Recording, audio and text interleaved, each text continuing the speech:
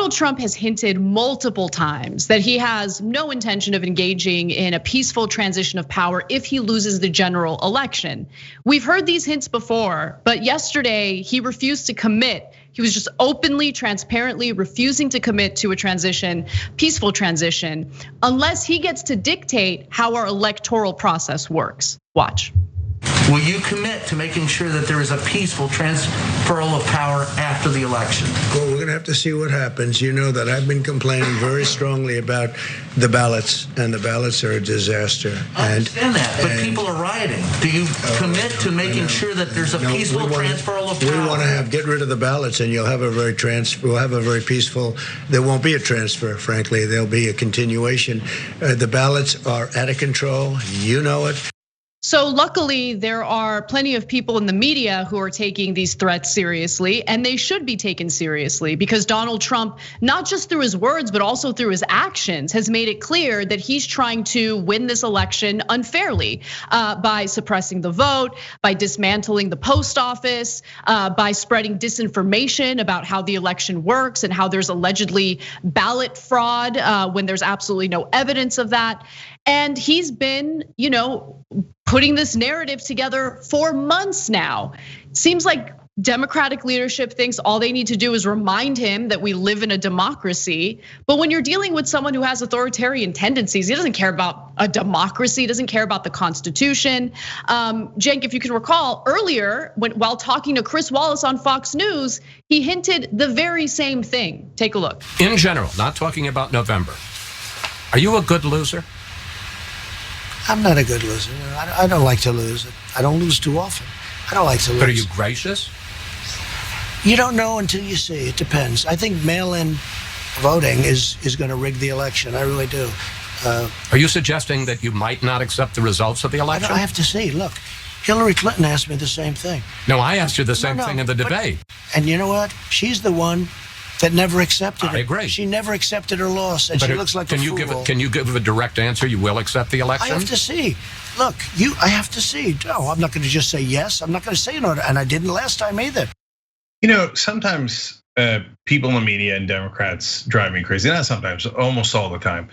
So Donald Trump said 3 different times that he's not going to accept the results of the election before he said it at the press conference. That's why we already had a petition up, and please sign it, because we've got to let the people in charge, the military, Secret Service, whoever it might be, that is eventually going to make the decision about whether they're going to remove him from the building. That if he loses the election and they just let him stay, we're not going to accept it. So it's tyt.com/remove Trump. And the whole point of that petition is, and we'll have the link down below in the description box, is to say, look, if you guys aren't going to remove him, we will. Now that's in the eventuality that he loses.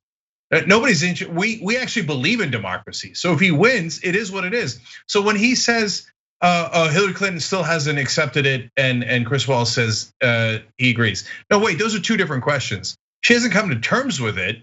I agree to that. But did she accept it physically? Yeah, she's not in the White House. There's not some weird civil war happening. She accepted it immediately. So she didn't say, oh no, I'm the president. I'm not gonna accept it. So that's totally misleading. So now this is his 4th time. I mean, look at the quote from that press conference that the first video that we played you. He said, "Get rid of the ballots, and you'll have a very peaceful." Well, there won't be a transfer, frankly. There'll be a continuation. The ballots are out of control. He said, "Get rid of the ballots." See, look, he has verbal diarrhea. He can't stop himself from saying things that are in his mind, and he's thinking, "We got to get rid of those ballots." Anna made this point earlier in the show. You know who doesn't want to get rid of ballots? Someone who thinks they're going to win. You don't see Joe Biden going around going, "Oh, you got to get rid of the ballots. The ballots are a disaster. Get rid of them." Why? Because he thinks he's going to win. Trump thinks, "Oh, I'm definitely going to lose. If we count all the votes, I have almost no chance of winning." So he has said now dozens, hundreds of times, "I don't want to count the ballots. I don't want to count." Well, what is that? That means I want to be dictator and I don't want to count the votes. So yeah, there's no excuse for it whatsoever. And honestly, anyone who's been paying close attention to his line of thinking and how he even handled himself during the 2016 general election, he refused First of all, he refused to accept that he lost the popular vote. Till this day, he claims that undocumented immigrants voted for Hillary Clinton, which is why it appears that she has won the popular vote in 2016. I mean, obviously, he's never provided any proof of that. It's a complete and utter lie. And prior to the election in 2016, during a rally in Delaware, Ohio, here's what he said. Ladies and gentlemen, I want to make a major announcement today. I would like to promise and pledge to all of my voters and supporters and to all the people of the United States that I will totally accept the results of this great and historic presidential election. He paused, then made 3 sharp thrusts of his forefinger to punctuate the next words. If I win. It's not just what he says, it's also his actions. I mean, look, the popular vote doesn't matter, right? He won the Electoral College in 2016, he's president, but he can't even accept that he lost the popular vote, which gives you a sense of what's likely to happen if ballots are counted after election day, because of course there's gonna be a bunch of mail-in ballots, and it indicates that he actually lost the election. You think he's gonna accept those results? And I'm gonna give you details on what his campaign is planning and hatching up, which is important for Democrats to know because they need to stop it. They need to have a plan in place. Doesn't look like they do. Yeah, and that's why I said the media and Democrats drive me crazy. He's said this repeatedly, and they don't believe it. They're like, oh no, of course. I mean, he's gonna act like a normal human being eventually, right? No, he's not. He's never gonna act like a normal human being. He's telling you over and over what he's gonna do because that's what he's gonna do, you schmucks. And so finally, since he said it right in front of all the press, they're like, oh, I wonder if he's really gonna do it. Yes, he's really gonna do it. So they're gonna try to stop the counts in anyway. Look, if you're a MAGA guy, when he said, they had 3 million illegal votes. Okay, great. He put together a commission led by Chris Kobach, one of the worst right wingers in the country, what you would consider one of the best right wingers in the country.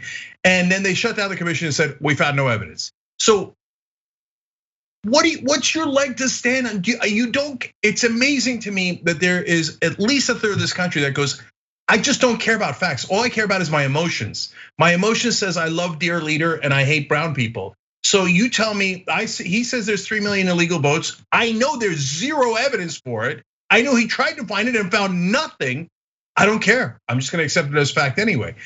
Loyola Law School did a study where they looked into elections in America. It's true, there was voter fraud, 31 times, wow. Out of 1 billion votes, But again, they don't care about facts. And then finally, guys, if you really were worried that, hey, no, it's not that we're not gonna count the votes. I'm worried that the Democrats are gonna do voter fraud like Trump says.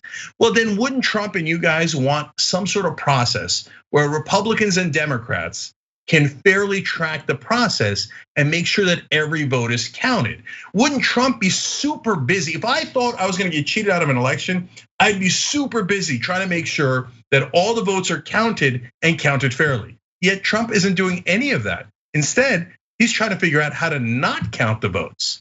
If you can't see that that's setting it up for cheating, you're trying super hard not to see it. So I really recommend that everyone who's watching this take a look at a piece written in The Atlantic. It's one of the most comprehensive, well-written pieces about this very topic. It's written by Barton Gellman, and the title is "The Election That Could Break America. If the vote is close, Donald Trump could easily throw the election into chaos and subvert the result. Who will stop him?" And I think that's a really important question. And I want to give you some of the highlights of this piece, but again, we'll include a link to it in the description box below so you can read it for yourselves. Gellman writes, the 20th Amendment is crystal clear that the president's term in office shall end at noon on January 20th, but 2 men could show up to be sworn in, meaning Biden and Trump. One of them would arrive with all the tools and power of the presidency already in hand, meaning Trump. Trump's state and national legal teams are already laying the groundwork for post-election maneuvers that would circumvent the results of the vote count in battleground states, ambiguities in the Constitution, and logic bombs in the Electoral Count Act make it possible to extend the dispute all the way to Inauguration Day, which would bring the nation to a precipice. And remember, Donald Trump is doing everything he can to basically ensure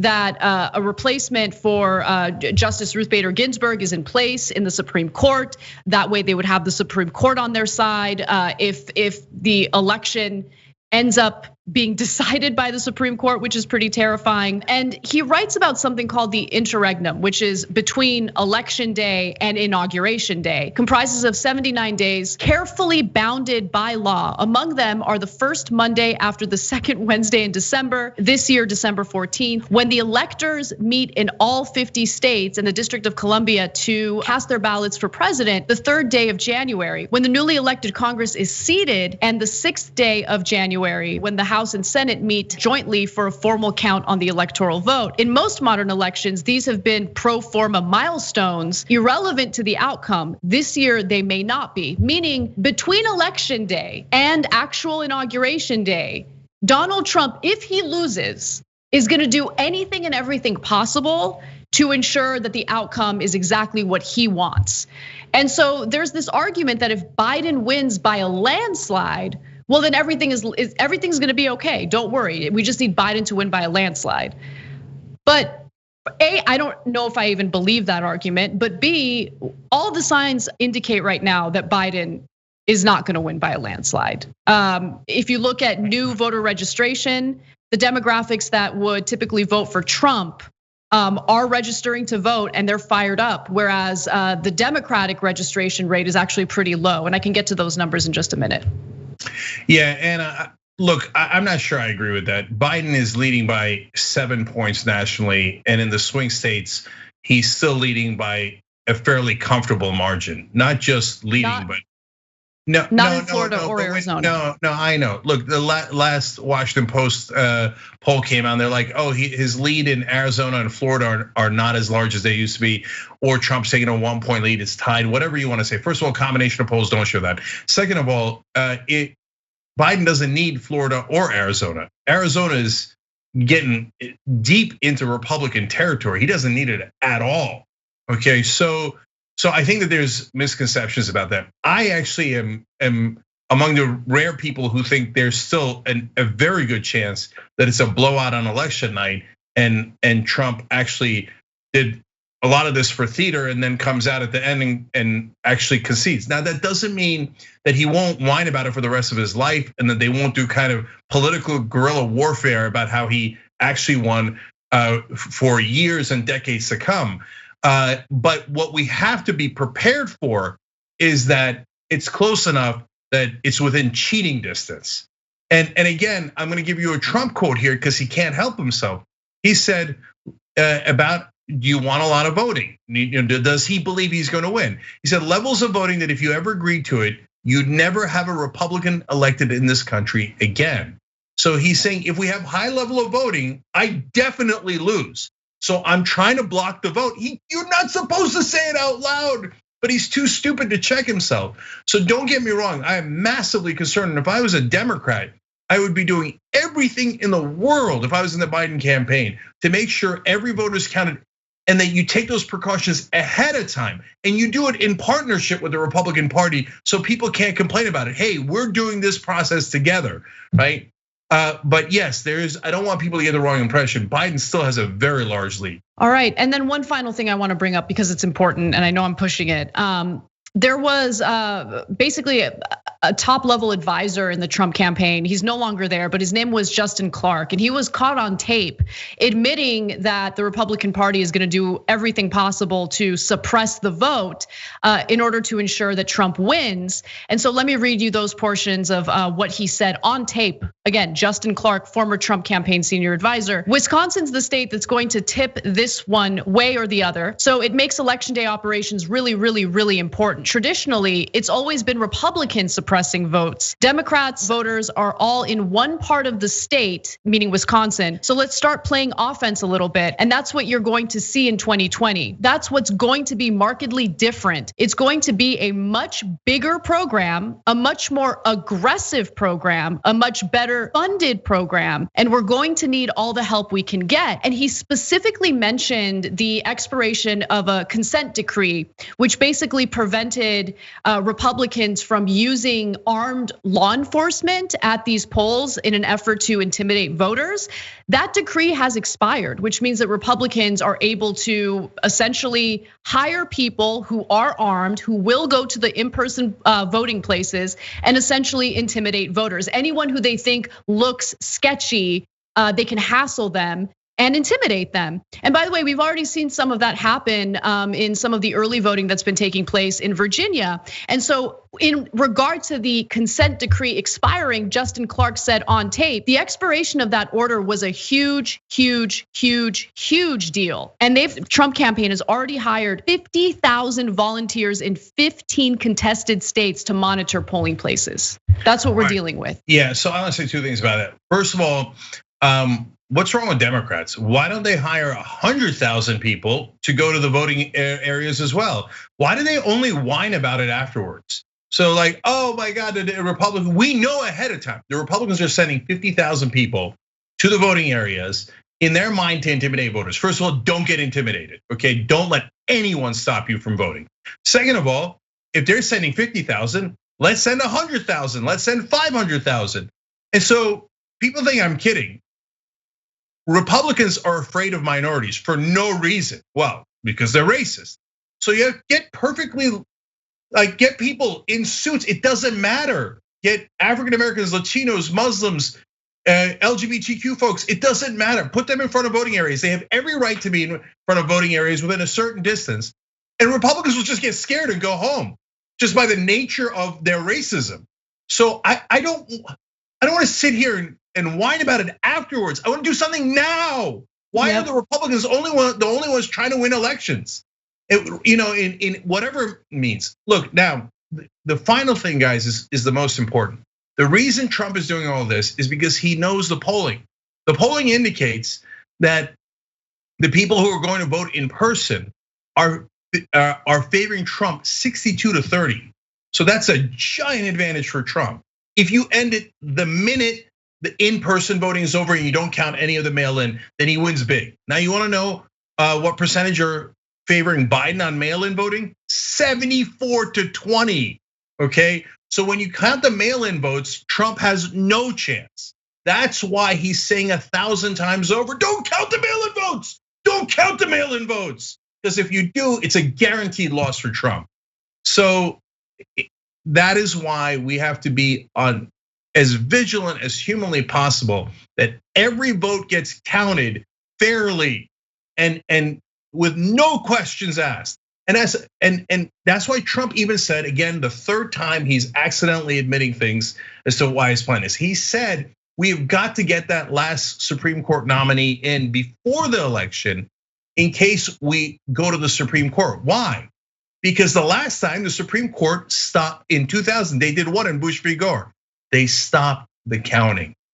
So he's thinking, if I get somebody else in there and I pack the court, we just call it immediately and say I won and the Supreme Court says, yeah, don't ever count any of the rest of the votes. That's the plan. There's no question what the plan is. The only question is, can Democrats stop it? And on that, God help us all. Thanks for watching The Young Turks. Really appreciate it. Another way to show support is through YouTube memberships. You'll get to interact with us more. There's live chat emojis, badges. You've got emojis of me, Anna, John, JR. So those are super fun. But you also get playback of our exclusive member-only shows and specials right after they air. So all of that, all you gotta do is click that join button right underneath the video. Thank you.